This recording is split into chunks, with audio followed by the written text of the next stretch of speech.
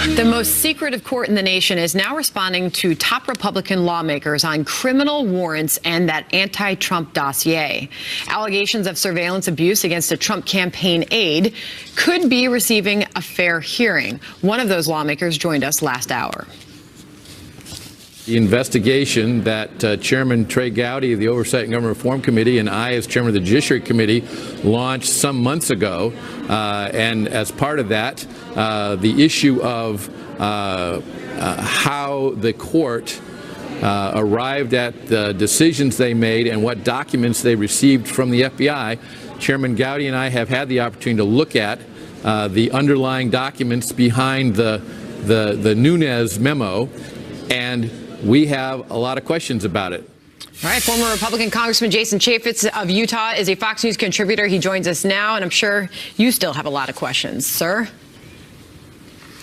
I do. I used to be on the House Judiciary Committee, and look, it's a problem if a court, as secretive as the FISA court is, will not allow members of Congress with top security clearances to be able to review the meetings and the proceedings themselves. Remember, it's Congress that enabled the FISA court. They wrote the legislation. They just renewed it. And you would think that the chairman of the House Judiciary Committee and people like Trey Gowdy and John Ratcliffe, former prosecutors, should be able to go in and see what those proceedings are like. So what's next with the memo, by the way, that was crafted by Democrats?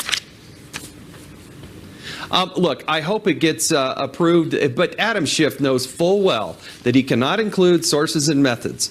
He was flailing with his arms and just making a big deal about the Republican memo. Ended up that what he said wasn't true, but he knows that he can't put sources and methods in there, so they have to edit this back, and I'm sure that the White House will gladly release it upon that doing that. All right, I know you have some strong thoughts on the White House's handling of Rob Porter and his employment there. We were able to ask the White House through Raj Shah a few minutes ago about their handling of his employment there, and here's what he had to say.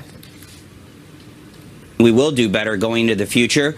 The security clearance process is a very important one. We trust and rely upon the professionals at the FBI as well as the White House Personnel Security Office to render solid judgments on these individuals. That process had not finished yet, and so ways to reform and fix the process are things that we're open to and considering, and we'll be working with Congress and others on that.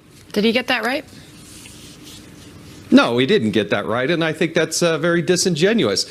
The security clearance process assumes guilt, not innocence. And so if you do sincerely believe in the FBI, when they give you the initial report, they're highlighting some real problems. Don't tell me that they haven't got to the finish line yet. You're talking about the inner sanctum of the White House, people that are looking at classified materials, close proximity to the president, and the first time the FBI tells you a problem, then you're going to need to separate that person. But you're guilty, not innocent. This is not a court proceeding, and they highlighted problems. And I think that's why Trey Gowdy has said that he's going to open up an investigation and look at the process top to bottom. He did indeed, and we did ask the White House about that. Lastly, I wanted to ask you about Mitt Romney, and this he announced this morning that he is indeed launching his Utah Senate campaign. Your thoughts on that this morning? Look, he's one of the most favorite sons of Utah. He's got deep, strong ties to Utah. Attended Brigham Young University, helped save the Olympics. His kids are here. His grandkids are here. He's got a Utah driver's license. And I think he'll be a great member of the United States Senate. I think he does believe that if you're going to make America great, you're going to have to tap into the goodness of the American people. And he says he wants to represent Utah's values. He was a great presidential nominee, and I think he'll do pretty darn well on the ballot here in Utah. Says he's going to bring those values to Washington. Jason Chaffetz, thanks for coming on this morning. Thanks, Andrew. A new twist in the Michael Flynn case. What the judge in that matter reportedly asked of Bob Mueller's team to turn over. Next, what could that clue mean? Could we now see a new focus on General Michael Flynn, President Trump's former national security advisor? The general pleading guilty, remember, to one count of lying to the feds. The judge in that case reportedly asked Bob Mueller's team to produce any evidence favorable to Flynn. Barbara New York writes in the Washington Examiner, quote, observers are buzzing about a series of events in the last 60 days in the case of Michael Flynn, the Trump National Security Advisor, who on December 1st pleaded guilty to one count of lying to the FBI in the Trump-Russian matter. John McCormick, senior writer, Weekly Standard, with me now to look at this. And John, we're reading tea leaves. Good morning to you, by the way. We're reading, trying to find some clues here. The judge was replaced. The new judge is a stickler. He's been burned before, and he wants some sort of evidence to be presented. Do you see something changing in this case? You know, it's too early to say, but it's an interesting development worth watching. The judge in this case, after Michael Flynn pled guilty to lying to the FBI, he told the prosecutors they needed to produce any potential evidence that was favorable to Flynn in his plea or his sentencing. And so just this week, Bob Mueller has offered to provide this evidence and said that it should strictly pertain to this case and not be used for any other cases. So it's something definitely worth watching. As you mentioned, this judge had been burned once before by prosecutors in a case against a former senator from Alaska. It turned out after the senator was convicted, that evidence came out that that exonerated him, that was exculpatory. And so this judge has been very much a stickler. He said that he wants evidence that even if Mueller doesn't think it's exculpatory, he wants to look at it. He wants to view this himself, the judge, and to make that determination whether this in any way would affect Flynn's sentencing or the plea. Right. Now, again, I want to repeat, Flynn pleaded guilty, but if there is new evidence out there, that would be very interesting if you're thinking about changing the course of this legal proceeding. It would, and so we're in the realm of speculation now. The sentencing has been delayed until May, and we don't know why that is. Right. Could it be because Flynn is cooperating with the prosecution, or because they're waiting to see? We thought he already was, right, John? Yeah, well, of course. So we don't really know exactly whether this new development is playing any role in this delay of the sentencing. Okay, Steve Bannon apparently met with Mueller's team this past week for 20 hours. Over several days. Adam Schiff, the ranking Democrat on that committee, has really been hot on that trail, had this to say about Bannon's appearance on Capitol Hill. Roll this. I think it is likely he'll face a contempt citation. My colleagues, I think, in the GOP on our committee have committed themselves. Now, they can always uncommit themselves.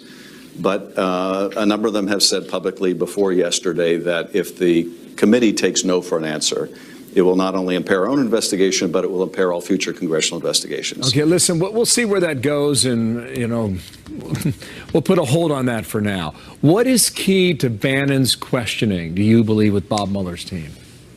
I think it'll be really interesting whether or not he talks more freely than he has with Congress. I think the real question is whether there's anything that isn't public information that substantiates Steve Bannon's claim that the meeting with Don Jr. And that Russian lawyer in Trump Tower, Bannon characterized that as, really bad stuff and unpatriotic, and went so far as calling it treason. It's really hard, really harsh attack on Don Jr. And so the question is there anything to sort of substantiate this idea that there was really serious wrongdoing by the Trump campaign?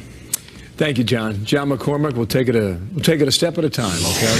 That's some breaking news. All right. Senator Bill Nelson is speaking at the site of Wednesday's shooting in Florida. Let's listen. Doesn't talk about Sandy Hook and Las Vegas and Columbine and so forth.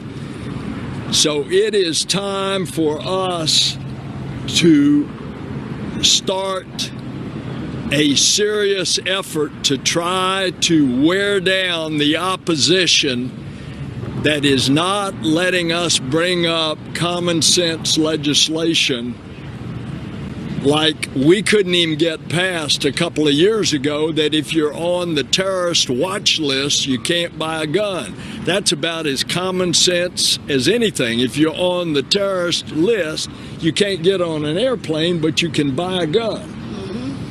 That's the condition that we find ourselves in, and the same thing with assault weapons put in the hands of irresponsible people. Maybe this will be the turning point.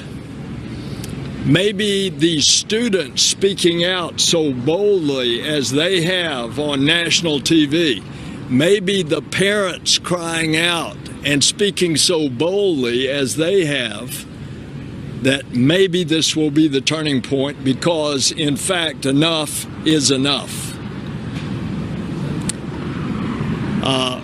Earlier on, I've reaffirmed, I can just tell you that when I was briefed by the headquarters of the FBI Wednesday night about 6:30, they are the ones that told me that the alarm was tripped. They also told me that there was a gas mask, and they thought smoke grenades. As it turned out, there was a gas mask. And in fact, the smoke apparently came from the discharge of the high velocity rounds, as well as hitting the ceiling.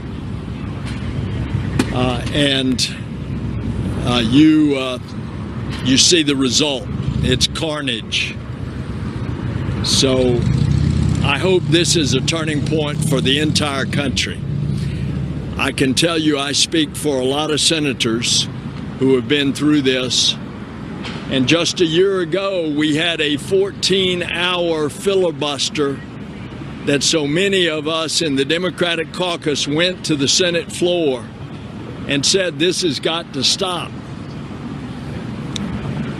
Well, we're going to have to do that filibuster again, but I hope this is the turning point.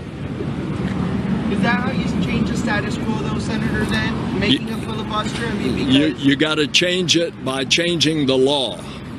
Now, changing the law means that you got to get the votes to get 60 votes. I know we'll have 49 votes in the Senate, because that's the number of Democrats we have.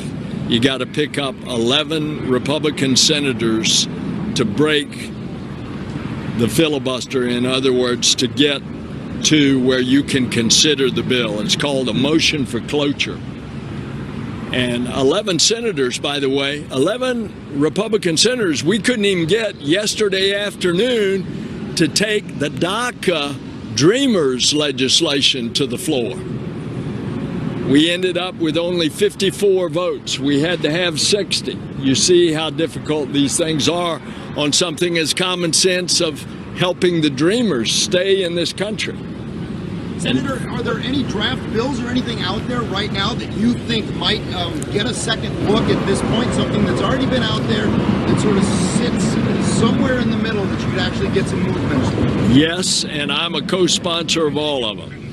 One of them, for example, is Senator Feinstein's bill. There are a number of us that are sponsoring it that says that you cannot legally purchase an assault weapon. And then it goes on for 100 pages to define what is an assault weapon and what is not an assault weapon. Collectors